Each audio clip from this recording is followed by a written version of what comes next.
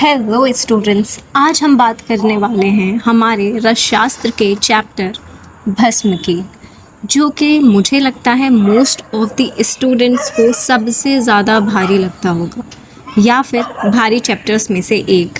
लेकिन I promise, I bat कि आप इस वीडियो को अगर पूरा देखते हैं तो इससे इजी आपको कुछ नहीं लगेगा, बिकॉज़ ऐसी ट्रिक्स हम लेके आए हैं जो ना केवल आपको समझने में आसानी हो बल्कि आपको याद करने के लिए भी उतना ही आसान हो जाएगा।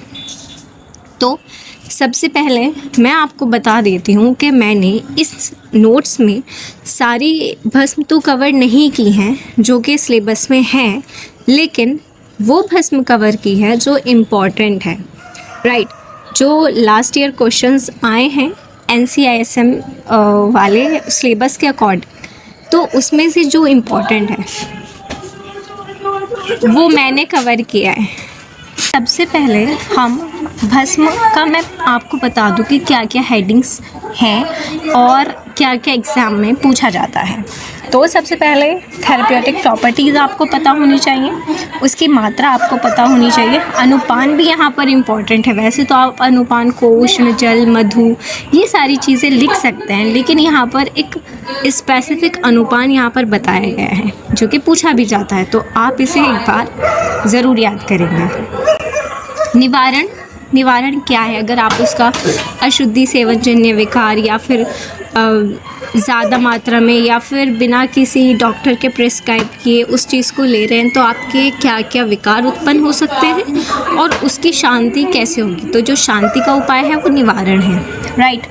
तो सबसे पहले अभ्रक की बात करते हैं। तो मैंने यहाँ पर अभ्रक का लिखा है कि इसमें क्या क्या होता है।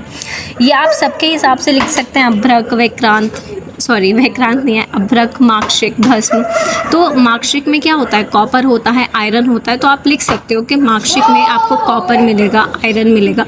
ये सारी बातें आप लिख सकते हो, राइट। तो अभ्रक से शुरू करते हैं। अभ्रक में सबसे पहले तो इन्होंने ये बोला है कि क्या क्या अपथ्य है, यानी अगर आप अभ्रक भस्म का सेवन कर रहे हैं तो उस काल में आपको क्या चीज़ नहीं खानी है, राइट। आपको आज थोड़ा डिस्टर्बेंस सुनने को मिल सकता है क्योंकि मेरे शैतान दोस्त यहीं पर मेरे पास बैठे हुए खेल रहे हैं और आपको उनकी आवाज़ सुनने को मिल सकती है। सो कोई बात नहीं है, लेट देम एन्जॉय। तो लेकिन हमें तो पढ़ाई करनी है, राइट। तो अभ्रक में क्या क्या मिलता है? Silicon, iron, magnesium, potassium and aluminium. इसके बाद अभ्रक जब भस्म का सेवन करते हो तो आपको क्या क्या नहीं खाना है? करेला, ककड़ी, बिल्वक्षार। क्या क्या नहीं खाना है? करेला, ककड़ी और बिल्वक्षार। अभ्रक की थेरेप्यूटिक प्रॉपर्टीज़ मैंने नोट्स में मेंशन नहीं की हैं। अब आप पूछेंगे क्यों? क्योंकि अभ्रक को कहा जाता है कि वो सारी बीमारियों का नाश करता है। तो जो भी आपको अच्छा लगे आप यहाँ पर वो बीमारी डाल सकते हैं। जैसे प्रमेह का नाश करता है, अम्लपित्त का नाश करता है, कामला का नाश करता है, व्हाटएवर जो भी आपके मन में आए वो आप लिख दें कि मेध्य है, बल्य है, केश्य है, ठीक है। ये सारी बातें आप लिख सकते हैं। मात्रा की बात करें तो 125 से 250 mg, यानी 1 से 2 रत्ती इसमें इसकी मात्रा होती है, जो कि नॉर्मल भस्म की मात्रा है। अभ्रक की मात्रा नॉर्मल भस्म की मात्रा है। नॉर्मल भस्म की मात्रा की अगर मैं बात करूँ तो वो 125 से 250 mg होती है मोस्टली, ठीक है। तो यही वो मात्रा इसकी है। इसका अनुपान क्या है? इसका अनुपान होता है अदरक। याद रखेंगे, ऐसे अभ्रक, ऐसे अदरक और ऐसे अतसी बीज यानी अलसी, फ्लैक्सीड इसका निवारण है। यानी अगर आपको अशुद्धि सेवनजन्य विकार हो जाता है तो उसका निवारण आप कैसे करोगे? अतसी बीज यानी अलसी के बीज से इसका निवारण होता है। इसके बाद बात करते हैं हम नेक्स्ट भस्म की, जो कि स्वर्ण भस्म है। स्वर्ण भस्म में क्या अपथ्य है? जैसे इसमें करेला, ककड़ी और बिल्वक्षार था, तो इसमें क्या है? बिल्व फल है, अपथ्य है। स्वर्ण भस्म अगर आप सेवन करते हैं स्वर्ण भस्म का तो आपको बिल्व फल का सेवन नहीं करना है। बिल्व फल क्या होता है? यानी बेर का, ठीक है। Aegle marmelos, Rutaceae family. क्या होता है? ये विषहर होता है। इसमें भी आप मोस्टली सारी वो चीज़ें लिख सकते हैं कि ये प्रमेह का नाश करते हैं, क्योंकि स्वर्ण भी बहुत अच्छा माना जाता है, जो कि बहुत सारी व्याधियों का नाश करता है। तो आप इसमें लिख सकते हैं कोई सी भी डिसीज़। इसमें इम्पॉर्टेंट डिसीज़ तो नहीं है, इसका इम्पॉर्टेंट है आपकी मात्रा। और ये बात आप हमेशा याद रखेंगे, जहाँ पर भी जिस किसी भी योग में आपका स्वर्ण भस्म आ रहा है तो उसकी मात्रा ऑटोमेटिकली हाफ रत्ती से कम हो जाती है। क्या आपको समझ आ रहा है मैंने क्या बोला? जैसे किसी भी आपको, आप सोचो आपने कोई योग लिखने आया है एग्ज़ाम में, आपको उसकी मात्रा नहीं पता है, तो आप उसकी मात्रा 1 से 2 रत्ती लिख के आते हो, जनरल है। लेकिन अब आपको ये तो याद है कि उसका घटक द्रव्य में सोना है, स्वर्ण है, तो आप इसमें क्या करेंगे, उसकी मात्रा आधे रत्ती से कम लिखेंगे। आप लिख सकते हो 1/4 से 1/2 रत्ती, ठीक है। तो उसे कभी भी आप 1 से 2 रत्ती नहीं लिखोगे, क्योंकि स्वर्ण भस्म की मात्रा कम ली जाती है। तो यहाँ पर भी इन्होंने जो एग्जैक्ट मात्रा बताई है वो है 15 से 30 mg। इसका अनुपान घी होता है, हरित की चूर्ण इसका निवारण होता है, और सीता। इसका निवारण के लिए कौन से द्रव्य का यूज़ किया जाता है? हरित की और सीता का। इसके बाद हमारी नेक्स्ट भस्म, जो कि बहुत इम्पॉर्टेंट भी है, रजत भस्म आती है, ठीक है, जो कि थेरेप्यूटिक प्रॉपर्टी क्या है इसकी? पित्त शामक है और नर्वस टॉनिक है। याद कैसे करोगे? रजत पित्त शामक, रजत पित्त शामक होती है, ठीक है, नर्वस टॉनिक की तरह काम करता है। इसकी मात्रा देखो, सोना और चांदी हमेशा हम साथ में यूज़ करते हैं, बोलचाल में भी वैसे भी, ठीक है, कि सोना चांदी, ठीक। तो सोने की तो 15 से 30 है, तो सोना ज़्यादा महंगा है एज़ कम्पेयर टू रजत, तो इसकी मात्रा हो जाएगी 3 से 125 mg, ठीक है। रजत, इसका जो अनुपान है वो ब्रह्मी रस है, रजत का अनुपान ब्रह्मी रस है, और इसका अगर आप अशुद्धि सेवन जन्य विकार अगर उत्पन्न हो जाते हैं तो इसका निवारण शर्करा और मधु से किया जाता है, शर्करा और मधु से। इम्पॉर्टेंट है, याद करेंगे कैसे? रजत तो पित्त शामक है और नर्वस टॉनिक है, और इसकी मात्रा सोने से ज़्यादा है, यानी 30 से 125, क्योंकि सोना कितना था? 15 से 30 था। ब्राह्मी रस इसका अनुपान है, शर्करा और मधु इसमें निवारण के लिए यूज़ किया जाता है। अब बात करें हम लौह भस्म की, जो कि बहुत इंपॉर्टेंट है एग्जाम पॉइंट ऑफ व्यू से। तो इसमें हमें क्या नहीं लेना है? तो इसमें जो अपथ्य है वो है लौकी, ले से लौकी, कुष्मांड, माश और मध्य। लौह में क्या क्या नहीं लेना है? देखो, एनीमिया बहुत ज़्यादा कॉमन है आजकल के फीमेल्स में, तो ये कॉमन बीमारी भी है। तो इसमें क्या क्या नहीं लेना है? लौकी, कुष्मांड, माश और मध्य, यानी शराब नहीं पीनी है। अब इसका रोग अधिकार क्या है? लौह तो पांडु में यूज़ होता है, पता ही है, एनीमिया में और शूल में भी यूज़ होता है। इसकी मात्रा 125 से 250 mg, जो कि नॉर्मल मात्रा है, याद करने की ज़रूरत नहीं है। इसमें अनुपान त्रिफला और घी हो जाएगा, नॉर्मल है। इसमें देखो, इसका जो निवारण है वो किससे होता है? अगस्त्य स्वरस। अब इसे याद कैसे करोगे? लौह को क्या कहते हैं? आयरन। आयरन को हिंदी में लिखोगे तो आयरन, तो आयरन कहीं ना कहीं आपको याद दिला देगा। जब आप हिंदी में आयरन लिखोगे और हिंदी में अगस्त्य लिखोगे तो एक सामंजस्य, कुछ ना कुछ सिमिलैरिटी आपको दिखेगी इनके नाम में। तो आयरन से आपको याद आ जाएगा अगस्त्य स्वरस। इसके बाद हम बात करते हैं मोस्ट इम्पॉर्टेंट आउट क्वेश्चन वाले इम्पॉर्टेंट भस्म, ताम्र भस्म की। वैसे तो ये सारी ही इम्पॉर्टेंट है, जो कि नोट्स में है वो सारी ही इम्पॉर्टेंट है। इसके अलावा अगर आप पढ़ना चाहते हैं तो आप अपनी इच्छा से पढ़ें, लेकिन एग्जाम पॉइंट ऑफ व्यू से इससे अलग क्वेश्चन नहीं आएगा, ठीक है। ताम्र में क्या नहीं खाना चाहिए? ताम्र में अम्ल रस का सेवन नहीं करना चाहिए। समझ पा रहे हो? जो ताम्र भस्म है उसमें अम्ल रस का सेवन अपथ्य है, ठीक। याद कैसे करोगे? ताम्र होता है वो जो है एसिड से रिएक्ट करता है, तो इसी वजह से अम्ल रस इसमें वर्जित है, मना किया गया है। ताम्र का काम क्या है? देखो माँ के नीचे रा आ रहा है तो इसमें का के नीचे रा आ जाएगा, तो ताम्र यकृत उत्तेजक है। ताम्र क्या काम करता है? यकृत उत्तेजक है और लेखन कर्म करता है। इसकी मात्रा 15 से 30 एज सेम एज स्वर्ण, सोने के जैसी इसकी मात्रा है। अनुपान भी इसका सोने के जैसा घी है, जैसे कि स्वर्ण में घी था लेकिन यहाँ पर घी के साथ अदरक है, और धान्यक स्वरस इसका निवारण है। समझ पा रहे हैं? देखो ताम्र आप ऐसा समझो कि ये पित्त को बढ़ाता है, ठीक है। ताम्र पित्त को बढ़ाता है तो अम्ल रस भी पित्त को बढ़ाता है, तो इसीलिए यहाँ पर कहा गया है कि अम्ल रस का सेवन नहीं करेंगे। अब अगर बॉडी में अशुद्धि सेवन जन्य विकार उत्पन्न हो जाते हैं ताम्र के अधिक सेवन से या अशुद्धि सेवन से, तो उसका शांति उपाय धान्यक स्वरस है। क्यों? क्योंकि जो धनिया होता है, कोरिएंडर, वो शीत है तो वो इसके पित्त को शमन करेगा, इसको शांत करेगा। तो याद हो गया है ना, ताम्र किसके जैसा है? मात्रा में सोने के जैसा है, अनुपान में भी सोने के जैसा है, और ये ठंडा है, इसीलिए धान्य दिया जाता है धान्यक स्वरस किसमें? ताम्र में, क्योंकि ये पित्त को बढ़ाता है और इसी वजह से इसमें अम्ल रस को मना किया गया है। इसका काम क्या है? यकृत उत्तेजक है और लेखन का काम करता है। नाग की बात करें तो गुल्म और ग्रहणी में यूज होता है, तो इसे याद करना उतना ही इजी है। नाग तो गा से आ जाएगा गुल्म, और ग्रहणी तो नाग तो गा से आ जाएगा गुल्म, और गा से ही आ जाएगा ग्रहणी। तो नाग भस्म का रोग अधिकार क्या है? गुल्म और ग्रहणी। नाग को कहते हैं लेड, वंग को कहते हैं टिन, ठीक है। तो नाग, गुल्म और ग्रहणी में यूज होता है। नाग, गुल्म और ग्रहणी में यूज होता है।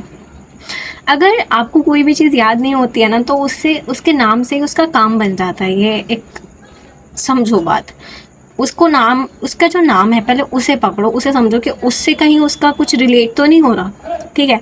क्योंकि नाम से आपका काम हो जाएगा। मोस्टली केसेस में आपको ऐसा देखने को मिलेगा कि जहाँ आपने नाम के ऊपर फोकस किया है वहाँ आपका जो भी चीज़ उससे रिलेटेड आपको याद करनी है वो आप याद कर सकते हो।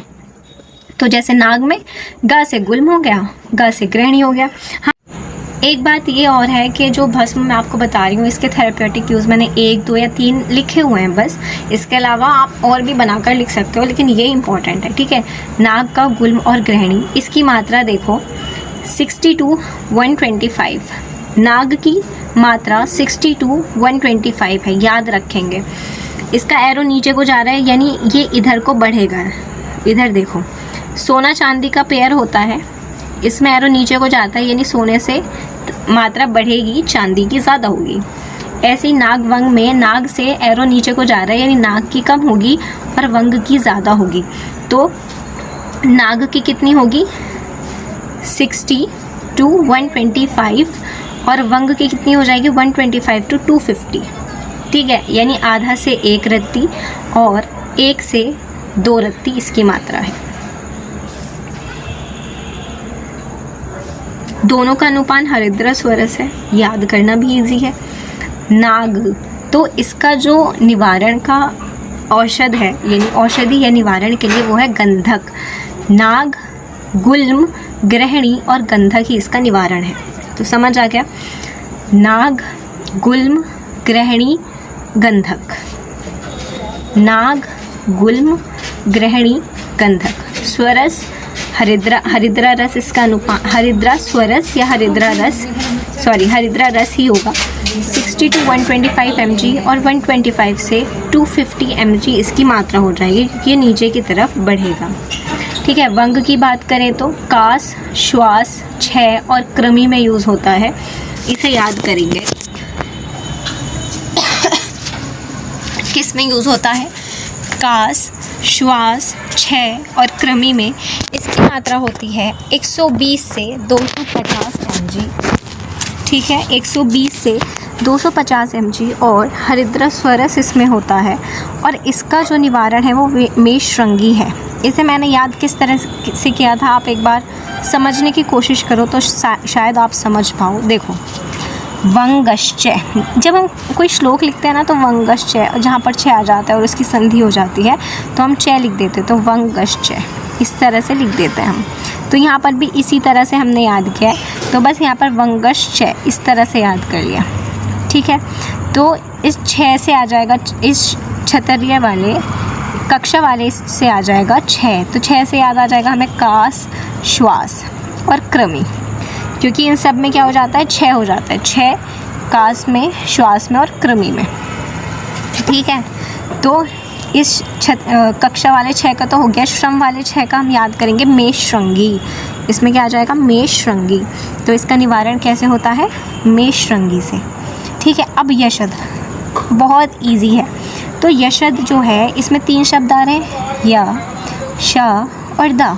कितने शब्द आ रहे हैं, वर्ड्स आ रहे हैं, अल्फ़ाबेट तो कितने अल्फ़ाबेट्स आ रहे हैं, 3, य, श और द।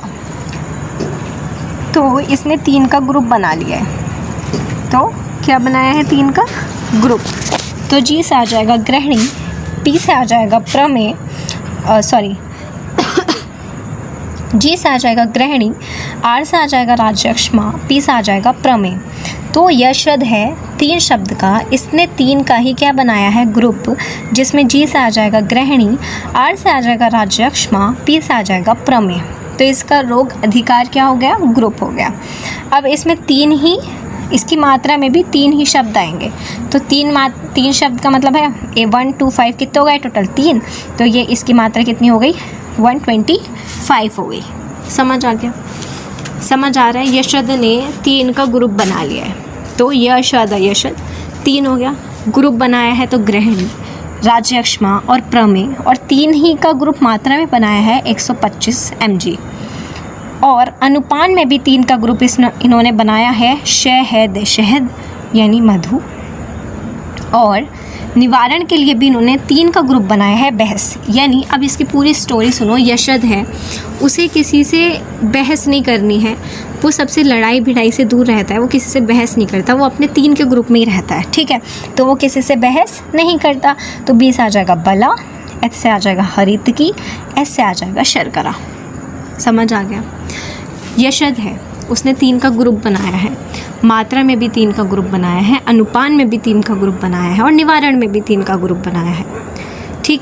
तो निवारण में 3 का ग्रुप कौन है, बहस है, यानी वो किसी से बहस नहीं करता है, इसलिए उसने 3 का ग्रुप बना लिया। क्या उसे किसी से कोई लेना देना नहीं है, हम 3 आपस में खुश हैं। बला, हरितकी और शर्करा, कभी भूलोगे नहीं ना। चलिए अब बात करते हैं शिलाजतु की। शिलाजतु का केमिकल कॉन्स्टिट्यूएंट पूछा जाता है, क्योंकि बच्चे इग्नोर करते हैं। इसका है फुल्विक एसिड, ह्यूमिक एसिड। क्या होता है, फुल्विक एसिड और ह्यूमिक एसिड, और इसमें अपथ्य होता है कुलथ और विदाही और गुरु आहार। इसमें अपथ्य क्या होता है, कुलथ, विदाही और गुरु आहार, इसमें अपथ्य होता है। मात्रा इसकी सबसे ज़्यादा इम्पॉर्टेंट है। क्यों इम्पॉर्टेंट है, क्योंकि अभी तक आपने जितनी भी मात्रा पढ़ी वो mg में थी, लेकिन यहाँ पर जो हम मात्रा देख पा रहे हैं वो ग्राम में है। तो इसकी मात्रा 12 to 48 ग्राम होती है, mg नहीं होती है, ठीक है। mg नहीं है, gm है, समझे। तो 12 to 48 ग्राम इसकी मात्रा है। इसका अनुपान तक्र होता है और इसका निवारण होता है मरीच चूर्ण। याद कैसे किया है, शीला मैम। कौन, शीला मैम। तो शीला से आ जाएगा शिलाजतु, मैम से आ जाएगा मरीच चूर्ण। तो निवारण के लिए क्या यूज़ किया हमने, शीला मैम। शिलाजतु के लिए मरीच चूर्ण का यूज़ किया जाता है और इसका अनुपान तक्र है। इसके बाद हम पहले बात करेंगे मुक्ता और प्रवाल की, उसके बाद हम शंख और गोदंती की बात करेंगे। मुक्ता और प्रवाल, ये दोनों क्या होते हैं, पर्ल एंड कोरल्स होते हैं, जिनका केमिकल फार्मूला CaCO3 होता है, जो कि केमिकल कार्बोनेट है, जो कि समुद्र में मिलते हैं, जो हम नीट में पढ़ के आए हैं, ठीक है। Phylum Porifera Coelenterata, Ctenophora. हाँ, सिलेंट्रेटा में, टीनोफोरा में तो आई थिंक लाइट वाला आ जाता है, प्लेटिहेल्मिन्थेस अलग हो गया, ठीक है। पॉरीफेरा नहीं, फायरम पॉरीफेरा सिलेंट्रेटा में ये आ जाता है। पॉलिप एंड मेड्यूसा जो हम पढ़ते हैं, तो वहीं पर हम ये भी पढ़ते हैं कि वहाँ पर पर्ल बनते हैं। ठीक है, तो इनका क्या यूज़ होता है? मुक्ता, माँ से मुक्ता मासो मनोविकार में यूज़ होता है। माँ से मुक्ता माँ से मनोविकार में यूज़ होता है। उसके साथ साथ कास और श्वास में यूज़ होता है। मुक्ता की मात्रा 125 होती है, जो कि नॉर्मल है, जो कि नॉर्मल मात्रा 125 है। याद ये रखना है कि इसकी 125 है और एरो नीचे को जा रहा है, तो इसका देखो मुक्ता और प्रवाल दोनों पेयर में याद करते हैं। जैसे सोना चांदी नाग वंग हमने पेयर में याद किया, ऐसे ही मुक्ता प्रवाल को हम याद करेंगे पेयर में, और शंख और गोदंती को याद करेंगे पेयर में। तो मुक्ता से एरो नीचे को आ रहा है, तो मुक्ता की मात्रा कम है और इसकी मात्रा ज़्यादा होगी। ठीक, तो इसकी 125 है तो इसकी 250 हो जाएगी, यानी 1 रत्ती 2 रत्ती। दोनों का अनुपान मक्खन मक्खन, इसका मक्खन ही लिख देंगे। आपको याद करना है तो मधु और दूध याद कर लो इसका। अब याद कैसे करोगे? देखो ऊ की मात्रा आ रही है ना दोनों में, तो और इसमें भी ऊ की मात्रा आ रही है, तो या फिर इस तरह से भी याद रख सकते हो, मधु और मुक्ता दूध। प्रवाल में कोई मात्रा नहीं है तो घी आ जाएगा, वरना मक्खन लिखोगे, दैट सफिशिएंट। ठीक, अब पी से प्रवाल किस में यूज़ होता है? पी से प्रवाल होता है, उष्ण और तीक्ष्ण इसके गुण होते हैं। ये पी से पाइल्स में यूज़ होता है, ओज 6 में यूज़ होता है, हृदय रोग में यूज़ होता है, और आप ये वाले भी इसमें लिख सकते हो। समझ आया? पी से प्रवाल पी से पाइल्स में यूज़ होता है, ओज 6 में यूज़ होता है, हृदय रोग में यूज़ होता है, और ये वाले भी आप इसमें लिख सकते हो। इसकी मात्रा मैंने बताया कि पेयर में मुक्ता की कम है, क्योंकि एरो मुक्ता से नीचे को आ रहा है प्रवाल की तरफ, तो मुक्ता की कम हो जाएगी तो प्रवाल की 2 रत्ती हो जाएगी। अनुपान दोनों का है, निवारण से ये वाला नहीं है इसमें। ठीक, इसके बाद शंख और गोदंती की बात करते हैं। तो शंख किस में देते हैं? अजीर्ण, अग्निमंद और अम्लपित्त। किस में देते हैं? अजीर्ण, अग्निमंद और अम्लपित्त में देते हैं। इसमें एरो नीचे से ऊपर जा रहा है, यानी शंख और गोदंती का पेयर है, तो शंख की मात्रा कम होगी गोदंती से, एंड इन दोनों की मात्रा बहुत ज़्यादा इम्पॉर्टेंट है। समझ रहे हो कि शंख की मात्रा कितनी है? 250 से 500 mg है, लेकिन गोदंती की मात्रा 500 mg ही है, 250 से 500 नहीं है, 500 mg है। समझ आ रहा है? 250 से 500 mg। इसका अनुपान त्रिफला, इसका अनुपान घी होता है। गोदंती किस में यूज़ होता है? पित्त में, शीर्षूल में, अजीर्ण, अग्निमान में, ये इसमें लिख सकते हो उठा के। और गोदंती पित्त में यूज़ होता है। ई की मात्रा ऐसे मैंने याद किया था, आपको याद अगर ऐसे हो जा रहा है तो ठीक है, नहीं हो रहा है तो इसे ऐसे ही याद कर लो कि गोदंती पित्त ज्वर में, शीर्षूल में, अजीर्ण, अग्निमान में यूज़ होता है। तो मुझे लगता है कि आपको ये सारी भस्में समझ आ गई होंगी। ठीक है, अगर आपको इसके नोट्स चाहिए तो हमारे टेलीग्राम चैनल रॉयल आयुर्वेद से आप इन्हें डाउनलोड कर सकते हैं। देखो स्वर्ण मार्कशीट और लिखा है नोट्स में, तो स्वर्ण मार्कशीट के लिए क्या वो है, इसका इंडिकेशन है पांडु में यूज़ होता है, शोथ में और प्रमेय में इसकी मात्रा 125 से 250 है। अनुपान मधु है। अपथ्य काक माची कपोत मासरस कुलत। बताओ कुलत किस में और था? अपथ्य शिलाजतु में। ठीक है, ये देख सकते हो। अब इसके बाद बात करते हैं कि हार्ड एंड फास्ट रूल क्या है भस्म के लिए। ठीक है, वो देखो सेवन काल जो मोस्टली रसायन होते हैं, जो रसायन द्रव्य होते हैं, उन्हें यूज़ हम मोस्टली अर्ली मॉर्निंग में, यानी सुबह सुबह खाली पेट करते हैं। जो रसायन औषध होती है उसे हम यूज़ करते हैं सुबह सुबह खाली पेट, लेकिन जो हमारे स्ट्रेंथ के लिए होते हैं उन्हें हम खाने के बाद लेते हैं। समझ आ गया? काल मर्यादा की बात करें तो भस्म के लिए काल मर्यादा 4 to 6 वीक या फिर 21 से 40 दिन होता है। ये हार्ड एंड फास्ट रूल है, आप इन्हें सब भस्म के लिए लिख सकते हो, कटेगा तो नहीं। ठीक है, विश्वास करो। आप इसे क्या लिखोगे? काल मर्यादा है कि 4 से 6 हफ्ते तक दी जाती है। बुक में अलग अलग होगा, लेकिन अगर आप अलग अलग याद कर सकते हो वेल एंड गुड, नहीं याद होता तो ये लिख के आने का। 4 से 6 हफ्ते, 21 से 40 दिन। पथ्य, बैलेंस डाइट लो, संतुलित आहार का सेवन करो, मोस्ट इम्पॉर्टेंट, क्योंकि आहार ही तो औषध है। अगर आप औषध का सेवन कर रहे हो और अपथ्य का भी सेवन कर रहे हो तो औषध का कोई काम नहीं है फिर आपकी बॉडी में। लेकिन अगर आप औषध का सेवन नहीं कर रहे, लेकिन पथ्य आहार का सेवन अगर आपने करना शुरू कर दिया तो शायद आपको फिर औषध की ज़रूरत ना पड़े। ठीक है। गोदुग्ध, गोघृत, शाली चावल, मुदक दाल, लघु आहार का सेवन करना चाहिए। अपथ्य क्या है? अम्ल, लवण, कटु रस जो कि पित्त को बढ़ाते हैं वो नहीं लेना है। फ्राइड फूड, तैलीय पदार्थ नहीं लेना है, because they can react with metallic residue in the gut. अनुपान मैंने आपको वैसे तो सबका अलग अलग याद करा दिया, लेकिन एग्ज़ाम में अगर आपको फिर भी याद नहीं आ पाया तो मधु, घृत लिख सकते हो। एक्ट एज योगवाई, क्यों? क्योंकि ये योगवाई की तरह एक्ट करते हैं, अपने गुण नहीं छोड़ते और औषध के गुण को बढ़ा देते हैं। उससे ऐसा होता है ना कि अनुपान से जो औषध है वो पूरे शरीर में शीघ्रता से फैल जाती है, उसकी जो बायो अवेलेबिलिटी है वो बढ़ जाती है। अब अशुद्ध अपक्व सेवनजन्य व्याधि क्या होती है, ये भी आप सारे भस्मों के लिए लिख सकते हो। हार्ड एंड फास्ट रूल है तो सारे भस्मों के लिए लिख सकते हो। तो फैटल होता है, आपको ये नहीं लिखना है कि फैटल है GIT पे, ये नहीं लिखना है। लिखोगे तो हिंदी में बना के लिखना, वरना तो ऐसे ही लिख देना कि आयु 6। माइंड में सोचो कि फैटल क्या हो सकता है, आयु का 6, बल का 6 और मृत्यु हो जाएगी। सोचो GIT पे क्या इफेक्ट होगा, अग्निमांत, उत्क्लेश, छर्दी, शूल, ग्रहणी हो जाएगा। स्किन पे क्या इफेक्ट होगा, कुष्ठ और पांडु हो जाएगा। मोस्ट इंपॉर्टेंट है भस्मों का। अशुद्ध सेवनजन्य व्याधि क्या होती है, मोस्टली कुष्ठ हो जाता है, पांडु हो जाता है। सिस्टम में क्या इफेक्ट हो जाएगा ये नहीं लिखना है, सोचो मन में कि सिस्टम में क्या इफेक्ट होगा, हृदय रोग, प्रमेय, वात व्याधि हो जाएगा। समझ आ गया? सो आज के लिए इतना ही था प्यारे बच्चों।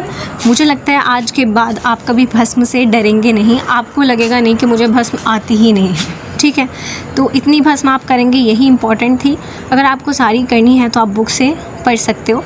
हमारे नोट्स आपको टेलीग्राम चैनल पर मिल जाएंगे। चैनल को लाइक कीजिए चैनल को सब्सक्राइब कीजिए, वीडियो को लाइक कीजिए, अपने सभी फ्रेंड्स तक शेयर कीजिए ताकि उन्हें भी ये अच्छी ट्रिक्स मिल सकें। Thank you.